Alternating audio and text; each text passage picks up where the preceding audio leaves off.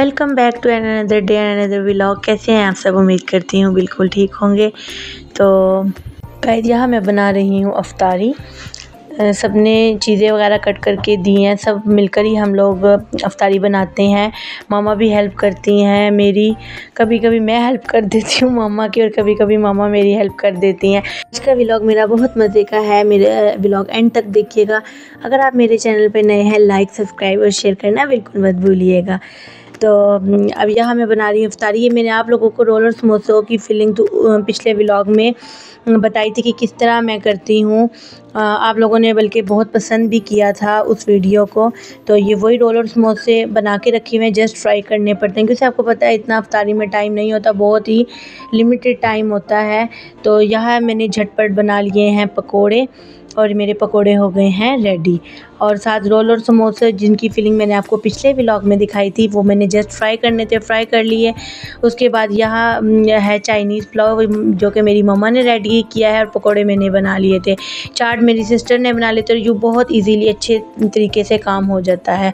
और अब ये पकोड़े मैं बना रही हूँ, ये मैं डिस्ट्रीब्यूट करने के लिए बना रही हूँ जल्दी से। अपनी अफ्तारी मैंने बना ली है और अब ये जो मैंने बाहर अफ्तारी देनी है मैं ये वो बना रही हूँ। तो बहुत ज़्यादा कम टाइम रह गया था, लेकिन सब कुछ आपको पता है मैनेज करना होता है क्योंकि ये बहुत ज़्यादा लिमिटेड सा टाइम होता है अफ्तारी का। तो जी गाइस, तो ये मेरे ज़बरदस्त से पकोड़े रेडी हो गए हैं। इसकी भी इंशाल्लाह मैं आपको ज़रूर रेसिपी दूंगी। बहुत ही क्रिस्पी और लच्छेदार ये पकोड़े बनते हैं, तो आप भी ज़रूर ट्राई कीजिएगा।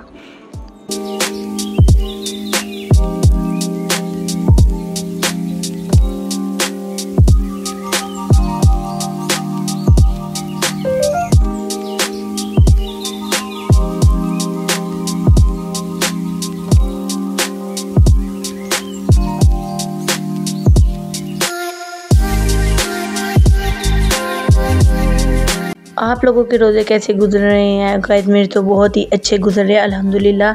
17 रोज़े गुजर गए हैं और पता भी नहीं चला, बिल्कुल भी नहीं पता चला और कब दूसरा अशरा शुरू हुआ और अब माशाल्लाह दूसरा अशरा भी कंप्लीट होने वाला है। तो मुझे भी अपनी दुआओं में याद रखिएगा, मैं भी आप लोगों को अपनी दुआओं में याद रखती हूँ। अल्लाह ताला हम सबको हर साल का रमज़ान नसीब करे और अल्लाह ताला हर साल रमज़ान में खाना काबा का तवाफ़ करना नसीब करे और हमारा रमज़ान मक्का और मदीना में गुजरवाए, आमीन। तो आज यहाँ बन रहा है जी ज़बरदस्त सा स्ट्रॉबेरी जूस जो कि मेरी मम्मा बना रही हैं। हम लोग बहुत ज़्यादा यही पीते हैं ज़्यादातर रमज़ान में भी और रमज़ान के अलावा भी, क्योंकि इसके बहुत ज़्यादा फ़ायदे हैं। ये स्किन बहुत ज़्यादा फ्रेश रखता है और वैसे भी इसके अंदर विटामिन्स भी बहुत ज़्यादा होती है। तो आज बन रहा है जी स्ट्रॉबेरी शेक। इस तरह हमने इसे छोटे से मतलब छोटे पीसीज में इसको कट करके रखा हुआ है जैसा कि ये आप देख रहे हैं।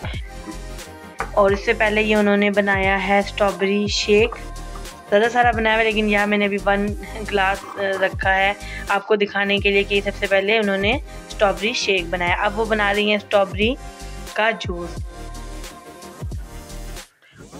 गाइस सबसे पहले हम लोग इसमें स्ट्रॉबेरी डाल लेंगे। बहुत मज़े का ये मेरी मम्मा बनाती हैं, आप लोग भी ज़रूर ट्राई कीजिएगा और मुझे ज़रूर बताइएगा कि कैसे बना है। इससे आपका स्टमक बहुत ज़्यादा फ्रेश रहता है। चाहे तो आप इसको रमज़ान के बाद भी बनाकर पी सकते हैं क्योंकि स्ट्रॉबेरी का मौसम आपको पता है वैसे ही बहुत ज़्यादा कम होता है। ये बहुत लिमिटेड टाइम के लिए आती है स्ट्रॉबेरी। तो अब यहाँ हम डाल रहे हैं ब्लैक साल्ट, मतलब काला नमक।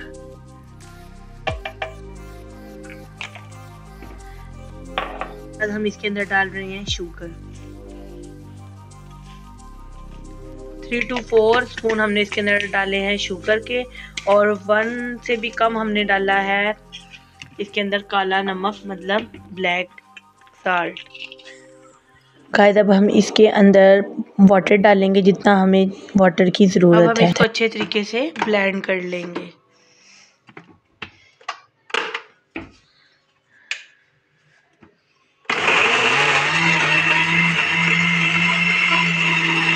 ये हमारा गाइस बन जाएगा ज़बरदस्त स्ट्रॉबेरी जूस। आप लोग भी ज़रूर ट्राई कीजिएगा और फिर मुझे कमेंट बॉक्स में बताइएगा। उसके बाद ये अच्छी तरीके से ब्लेंड हो गया। तो अब मज़ीद पानी डाल लिया है कि इसे बहुत गाढ़ा बन गया था, ज़्यादा गाढ़ा नहीं बनाना था। थोड़ा सा पानी और ऐड कर लिया है हमने इसके अंदर। और मैं एक दफ़ा दोबारा रिपीट कर रही हूँ, मैंने इसके अंदर डाला है ब्लैक साल्ट, थोड़ी स्ट्रॉबेरी, जितनी आपने उतनी स्ट्रॉबेरी लेनी जितनी आपको ज़रूरत हो। उसके अलावा मैंने इसके अंदर ली है शुगर, मतलब चीनी, और वाटर भी उतना हमने डालना होता है जितना हमें ज़रूरत होता है। और ये ज़बरदस्त सा मेरा जग तैयार हो गया है स्ट्रॉबेरी जूस का, जो कि ये मेरी मम्मा की रेसिपी थी और बहुत ही ज़बरदस्त और कमाल की थी। उसके बाद ये मैं लाई थी मक्का से जूस ग्लास, मुझे बहुत अच्छा लगा था, मैं अपने भाई के लिए लेकर आई थी। तो अब मैं उसके लिए अलग इसके अंदर डाल के रख दूँगी और बाकियों का जग में डाल दूँगी।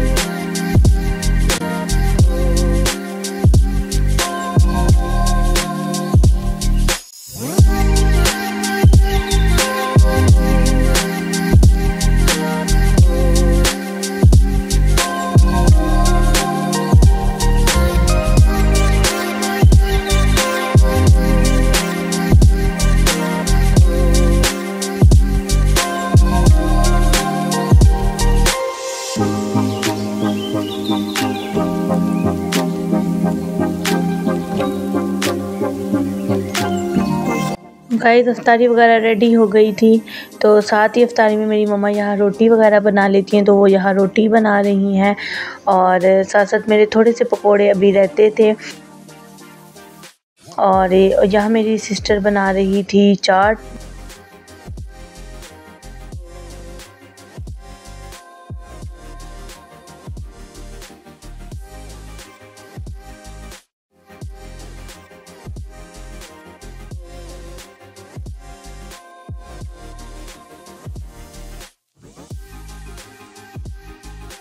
टाइम बहुत कम रह गया है, 5:40 हो गए, जबकि 6:30 बजे हमारा रोज़ा खुल जाता है। तो अब तकरीबन काम मुकम्मल हो गया, मामा वगैरह भी फ्री हो गई हैं काम से और मैं भी। चले अब देखते हैं कब रूम में जाके कि मामा क्या कर रही हैं। ये तो मामा वगैरह पढ़ रही थी कुरान मजीद और बहुत ही लिमिटेड सा टाइम रह गया था अफ्तारी का। तो अब हो रहे हैं जी 6:20, तो 6:20 हो गए हैं, तकरीबन 10 मिनट्स रह गए हैं जी। तो गाइस मेरी सारी इफ्तारी भी रेडी हो गई थी और किचन भी डन हो गया है, क्योंकि आपको पता है बहुत ज़्यादा मैस क्रिएट हो जाए किचन में तो इफ्तारी के बर्तन तो बरकतुल्लाह होते हैं, इतनी बरकत होती है कि जितना धो लें उतना कम होता है।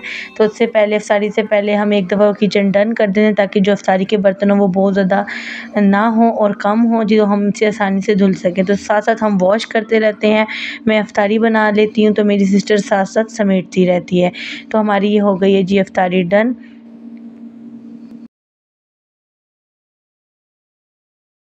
अल्हम्दुलिल्लाह इफ्तारी वगैरह से हम लोग फ़ारिग हो गए थे और नमाज़ वगैरह भी पढ़ ली है। तो देखिए फ़ायदा ये होता है कि साथ साथ बर्तन धोने का कि ज़रा से ही बर्तन होते हैं इफ्तारी के, वरना अगर सारे बर्तन रखे हुए होते इस वक्त तो बहुत ज़्यादा बर्तन इकट्ठे हो जाएँ और इतनी हिम्मत भी नहीं रहती बाद में काम करने की। उसके बाद ये हो रहे हैं 7:20 और मेरे बाबा देख रहे थे CID, टीवी वगैरह देख रहे थे, सारे नमाज़ वगैरह से सब फ्री हो गए थे। तो अब हम चलते हैं अंदर, देखते हैं मेरी मम्मा क्या कर रहे हैं जी। लाइट ऑन करते हैं, मम्मा सो रही हैं, ज़ाहिरी बात है सारा दिन का इंसान थका हुआ होता है। तो यहाँ मेरी मम्मा रेस्ट कर रही हैं, चलिए उन्हें रेस्ट करने दें। अब हो गया था ईशा का टाइम, तो मैंने आपको बताया था पिछले व्लॉग में अपनी सारी इबादत ड्राइंग रूम में करती हूँ और ये अंधेरे में बैठी हुई मैं नमाज़ पढ़ रही हूँ जी। नमाज़ वगैरह भी पढ़ ली है और किचन वगैरह भी डन हो गया है। उम्मीद करती हूँ आपको मेरा ये व्लॉग बहुत पसंद आया होगा। मैं अब अपने नेक्स्ट नए व्लॉग के साथ, तब तक के लिए अल्लाह हाफिज़।